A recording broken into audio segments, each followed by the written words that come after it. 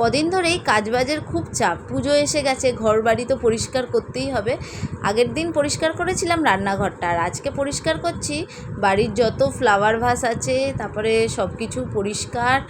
আর এই ফ্লাওয়ারগুলোও ধুয়ে দিয়েছি, এগুলো আমি সব শ্যাম্পুতে ধুই, 6 মাস বাদে বাদেই ধুই। কি সুন্দর পরিষ্কার হয়েছে না? এত কাজ করেছি, এখন খুব খিদে পেয়ে গেছে। আবার খেয়ে দিয়ে বেরাতে হবে মেয়েকে নিয়ে ডান্সের ক্লাসে, একটু রেস্ট নিয়ে বেরোবো। আজকে রান্না করেছি, লেবু আছে, পেঁয়াজ দিয়ে ডাল, কলমি শাক ভাজা, গরম গরম ভাত, আর তার সাথে আছে পার্শে মাছের ঝোল, আলু বেগুন দিয়ে করেছি। আজকে প্রচণ্ড গরম, আজকে নাই 2-3 দিন ধরে প্রচণ্ড গরম লাগছে। গেছি তো ভালোই ডান্সের ক্লাসে, ফেরার সময় এত গরম লাগছে। এনার তো আবার ফেরার সময় ফুচকা খেতেই হবে, তো ইনি ফুচকা খাচ্ছে আর আমি এদিকে হাওয়া খাচ্ছি। আমার ভিডিওটা ভালো লাগলে লাইক, শেয়ার, কমেন্ট করো আর সাবস্ক্রাইব করো, পাশে থেকো, সুস্থ থেকো, সাবধানে।